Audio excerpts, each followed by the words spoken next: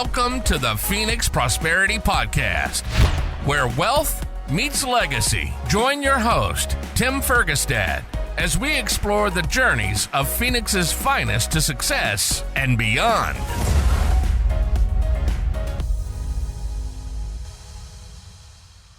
Hi, this is Tim Fergestad. Thank you for joining us. I'm very pleased to have Brandy Lawson with me here today. Brandy's a techie, fellow nerd, ridiculous shoe lover, the author of the book Higher Help. She's also founded FieryFX, a systems agency helping kitchen and bath design businesses standardize, simplify, and innovate for more profit and less stress. Her weekly podcast, Elevated, delivers actionable business improvements in 5-minute episodes. Welcome to the show, Brandy. Thank you, Tim. Thanks for having me. All right. I hope you can endure my 20 to 30-minute episode. Well, when you're doing interviews, it makes a lot of sense. When you're solo, and the whole point of my podcast is very snackable. Right. It's a challenge. They have to be scripted. Like this is way more fun. Okay. Well, no, I think there's a lot of value in yours, particularly in this busy world, right? And people just don't have the bandwidth. Yeah, I'm like, it's 5 minutes. And if you listen to it on like 1.2, it could be even less than 5 minutes. Right. That's true. I listened to a lot of them sped up anyway. 100%. All right. All right. So Brandy, please give us a snapshot of your business right now, what you do, what your company does. For sure. So FieryFX is my agency. We've been around for 12 years. It's kind of hard to believe. Like once you get past 10, you're like, wait, what? And in that time, we started out building websites. I've always kind of lived in the intersection between marketing and technology, and websites were great. Sure. Until I was building them for clients, and just bless every little client out there. They don't know what they need. So me being like, can I take your order? And them going like, oh, I like pink. And that not getting results was like, then I wanted to stop doing websites. That sucked.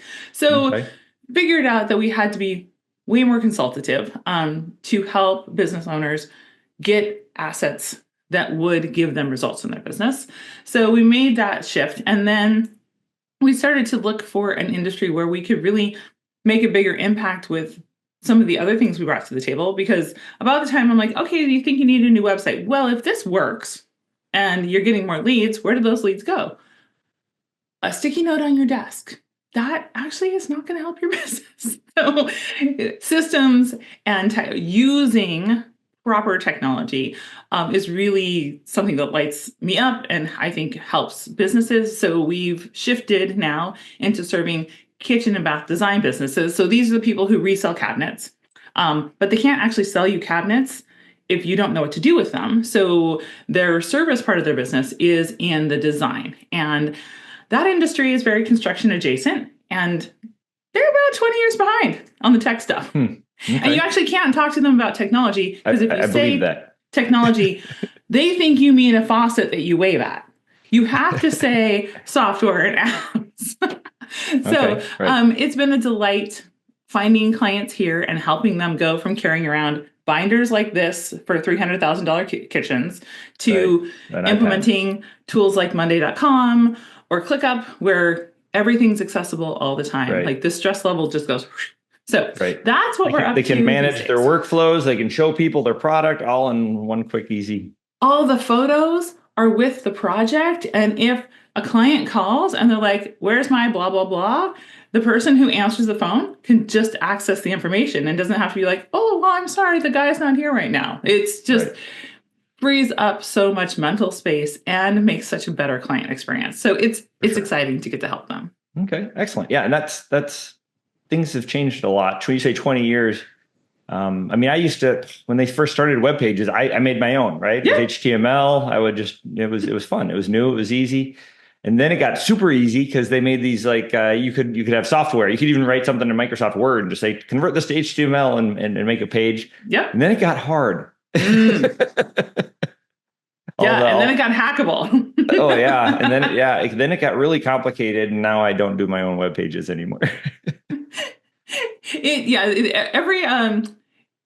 I think I'll call it marketing asset or business asset. It kind of has this trajectory of like, in the beginning, everybody's like, oh, this is fun. And then it gets complicated and complex. And then other people create more games around it, like search engine optimization. And then you're like, this isn't fun anymore.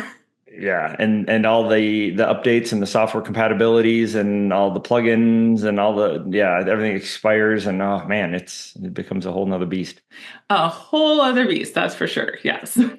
Yes, and you definitely need help. And I imagine, because I'm handsy, I make stuff, I can make cabinets, and I can do all that stuff as well. And I know those guys, and they're not programmers. No. And I think about the time you like go with someone into their industry.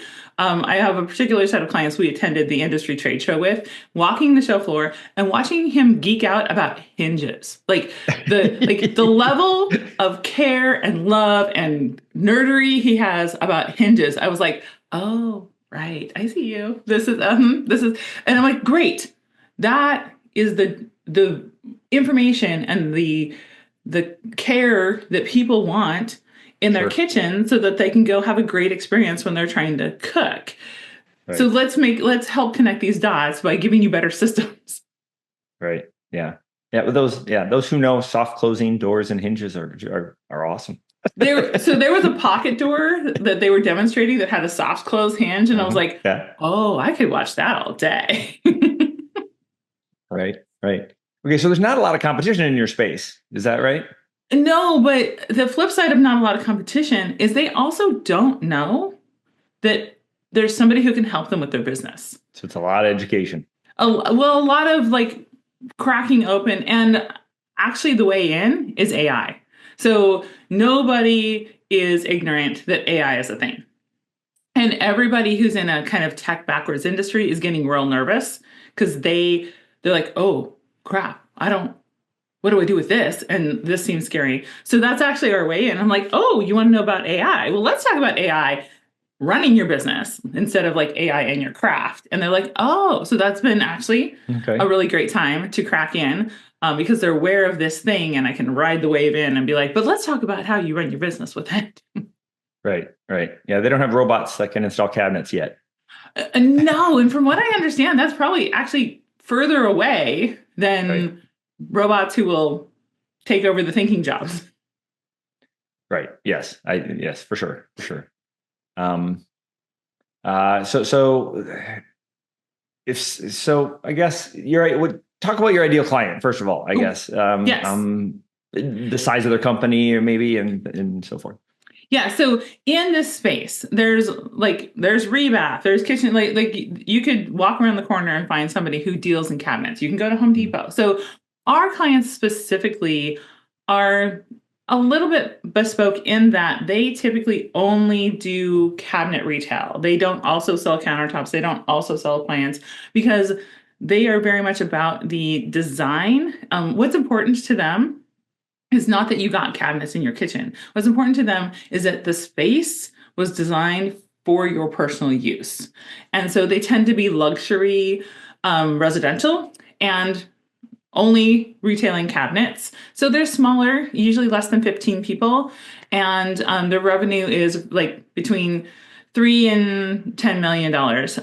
Okay. And we fit best with people who don't want to just hire to hire or scale to scale. Like they're trying to get their life back. They're trying to maximize the value that they are creating in the business. And they're trying to serve customers in a very high and personalized way. Okay.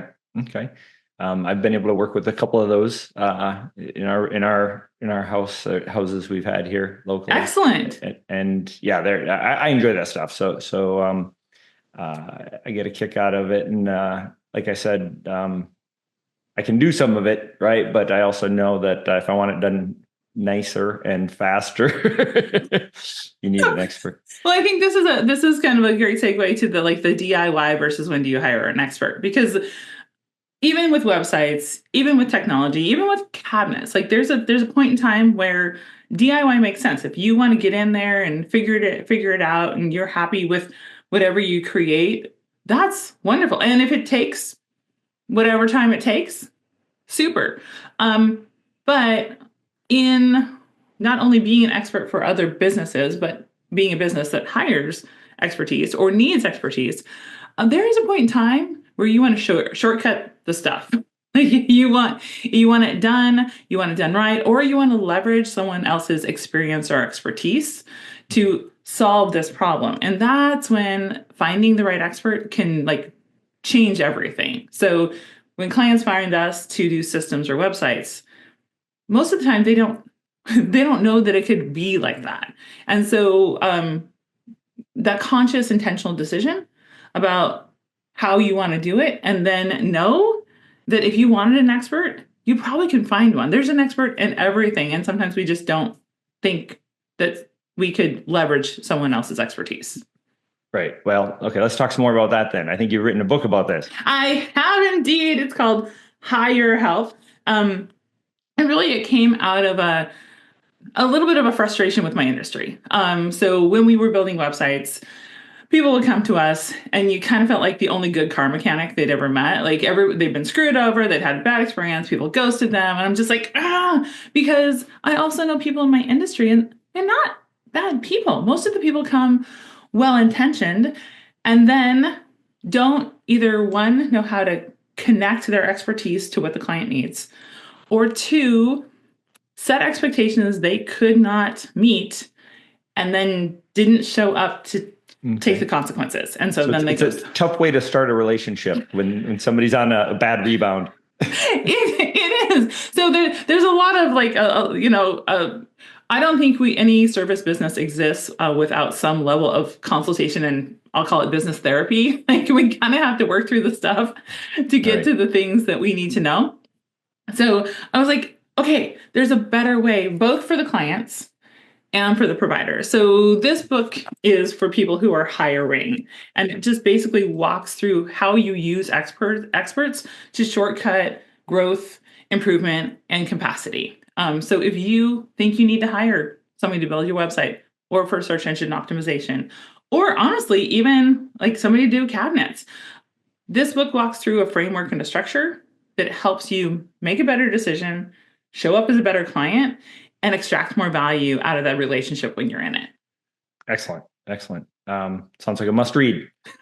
Well, I've had a couple other service providers read it, and they're like, oh, this is now you have to read this before you work with me kind of thing. So it really sets the tone for how to best get the value out of any expert relationship. Awesome testimonial for your book. Yes. Excellent. Yeah. So I have to ask the FieryFX. So what was the origin of that? So FieryFX is actually a rebrand from my original name. So I used to work for the world's largest domain registrar. You may have heard of them. Nice. And then ownership changed and I got walked out. So I was literally fired and walked out of my job. And I was like, that's fine. I'll find another job.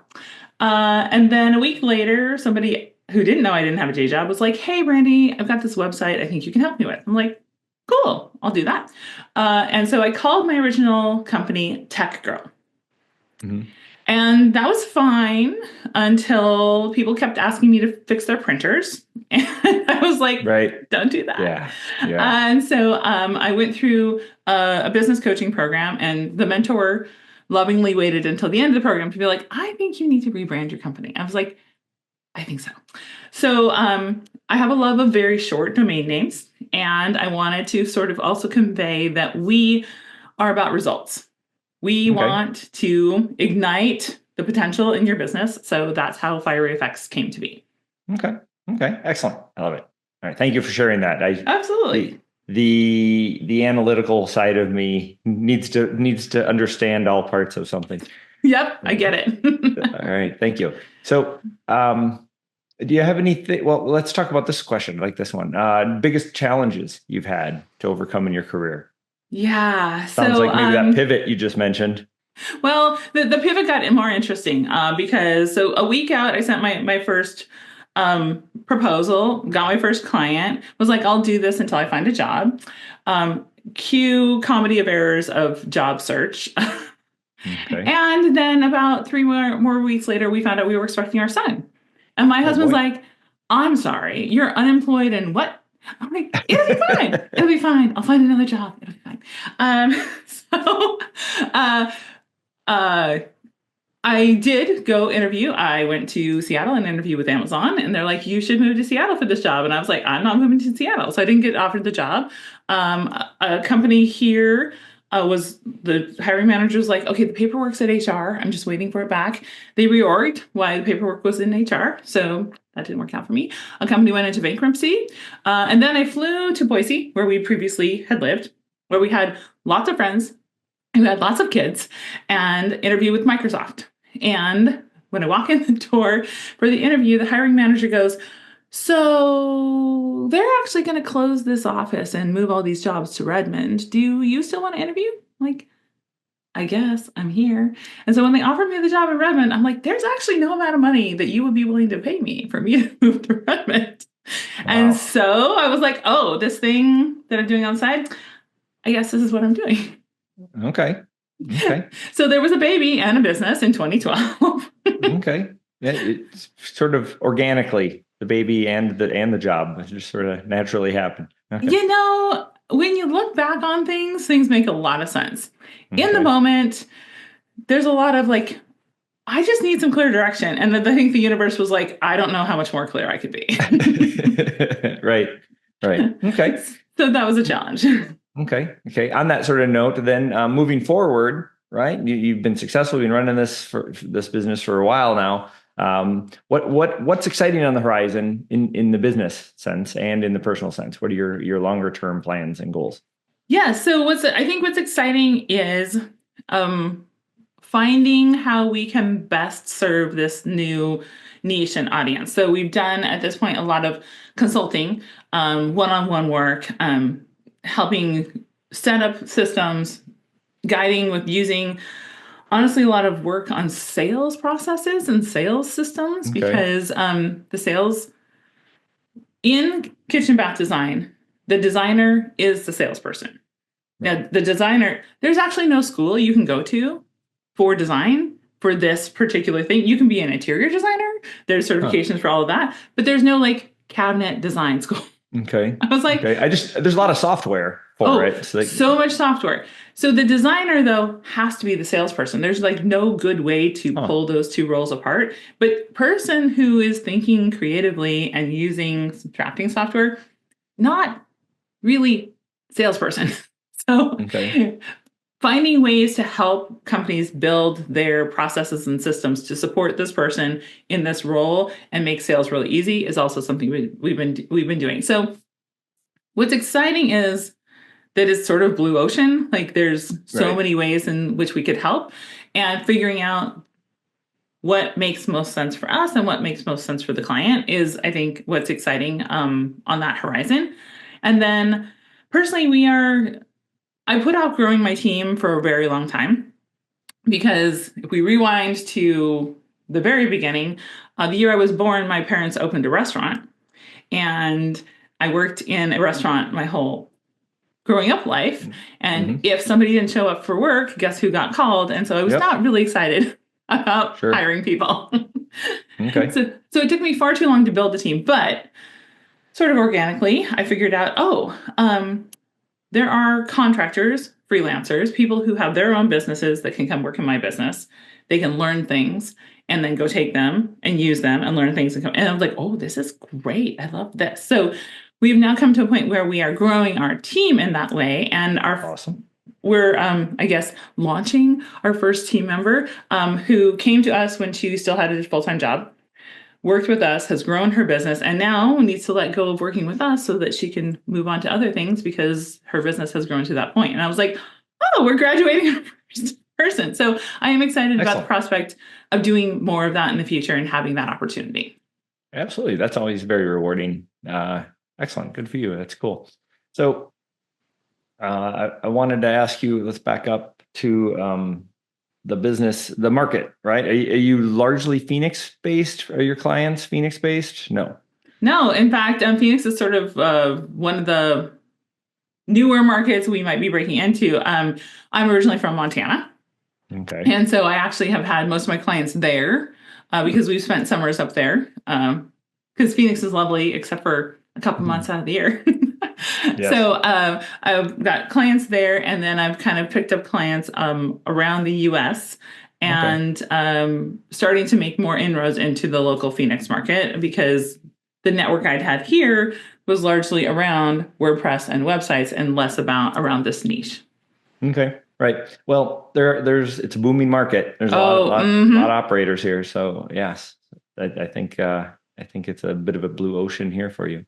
Yeah. Yeah. And what's mostly fascinating is just even the smallest thing that I have to remember that these people are starting from a very different place. And so sometimes the smallest thing I can offer, like, do you use a clipboard manager? Blows their mind. They're like, I can paste something that I copied yesterday? Indeed, you can.